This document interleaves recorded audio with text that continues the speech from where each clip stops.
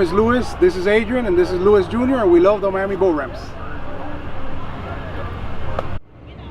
And our crew's making approach. We got 2 people on the ready, which is a positive thing. That's not something we see a lot down here in South Florida. Both got lines. Mama grabs it. Oh no! Mama put the brakes on. So the boat was just moving a little too fast. She tossed the line over the pole, pulled it tight, and put the early brakes on the boat. And Sonny Boy up front went flying for a second. I honestly think, they hit the dock, but this could have ended so much worse. Fortunately, everybody's going to walk away from this one good.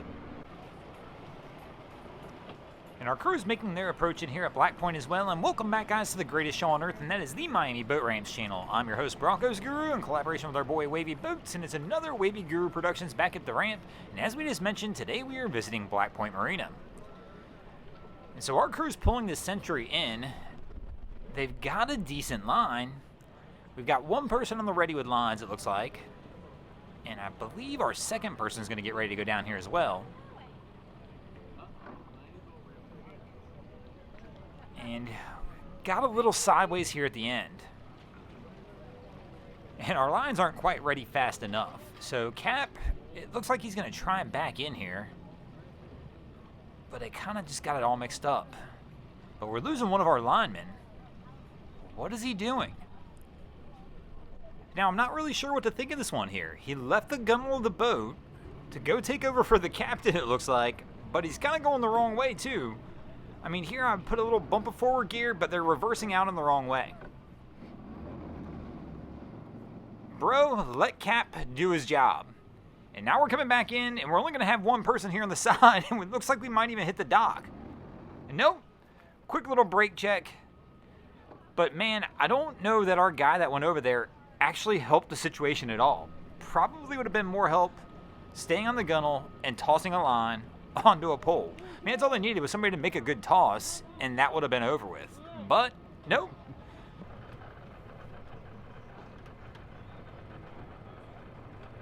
And our crew's making their approach here at the end. We're starting to get that wonderful sun glare here at the end of the day here at Black Point.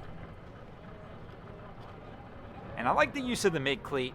We don't see enough of that. Too many people show up going front cleat, stern cleat, but really that mid-cleat is one of my favorites at the dock.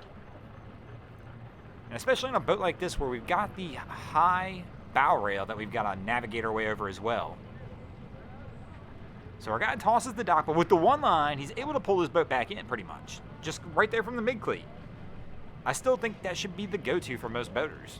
Every dock's a little different, I understand that. So our guy's going to hop down to the dock. Well, he's going to hop down to the dock a different way. And there it is. The rooster tail of fate. Man. It's bad we've only got one tire spinning. That's going to make it difficult to try and get this one out.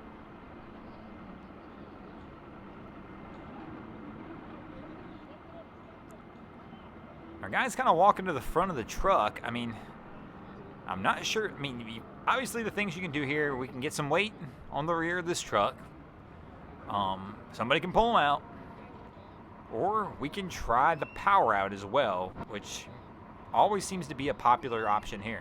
But let's see what path our crew chooses to take on this one. So our guy's still out of the truck though, just kind of standing on the ramp, trying to investigate the situation. But this is a pretty simple one to understand. Either that boat is not loaded far enough on the trailer, but I can't even call that one out. If we're only spinning one tire, only having one tire spinning, so one trying to pull you out, that's not going to be enough anyway. Not in a situation like this where we've got slick ramps and, oh man, this one could go bad.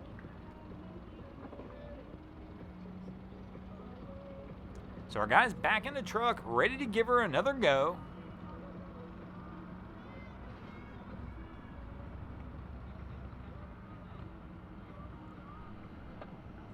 And somebody's getting in the boat. We're going for a power out. We're not even going to play around very long with this one. We've got the rooster tail going again, but he's not going to get anywhere with that thing. So quickly we've already decided that the power out's our best option. So we're going to start this boat up. But this is the first time I've ever seen it with this. This one's an actual, I believe it was an inboard boat coming in.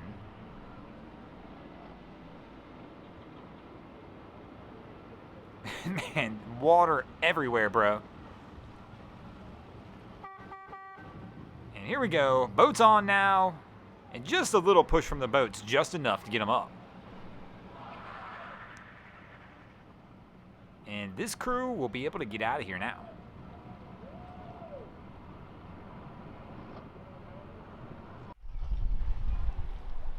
And our crew's making their approach as we head up to the dock. And, oh, she goes for the toss right onto the deck. And we actually have a line on the dock. Oh, but Cap's got it sideways. Cap's left the helm, too. What is he doing?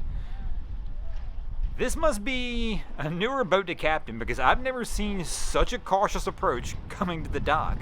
I mean, 3 people reached out like, no, we're not touching this dock at all. And Cap's back at the helm, and he's making sure they stay far away. That's an interesting approach. It's always fun to see when it's got to be a new boat to this guy. Whether it's a new boat or not, I'm not sure. But you can definitely tell when somebody takes this cautious of an approach as they come up on the dock that they're doing everything they can. We're not scratching this gel coat for nothing. And it looks shiny and new. It looks good. But it's the same deal. Cap's leaving the helm again. Like, we're not touching this. Whatever we do, we're staying off. So instead of being focused on trying to get the boat onto the side, he's just making sure we don't scuff this at all. And we have somebody else who's trying to move in on the inside dock, and they're going to just block him. He's probably looking at the other guy like, bro, I'm not scratching my gel coat. And so he's going to pull out and reset, which is probably the proper move in this time. They kind of got themselves into a little bit of mischief, and there was no way. Oh, no, don't try and come back in here, bro. You need to go ahead and loop this thing all the way around. Is he really? I hope he makes it, but this is a tough call. A lot of times it's easier just to completely reset than it is to try and play this game. And he's going to block the other guy from being able to get in again.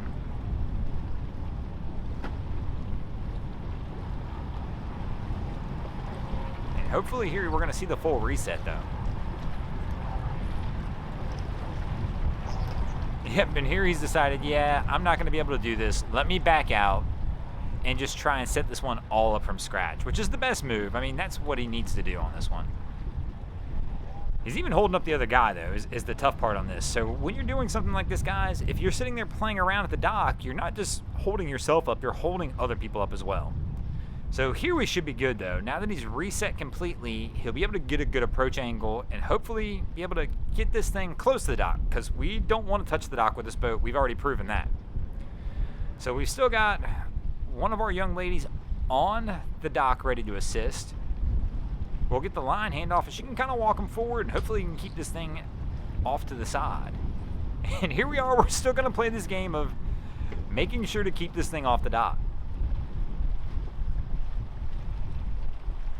Man, I've never seen such a cautious approach in my life.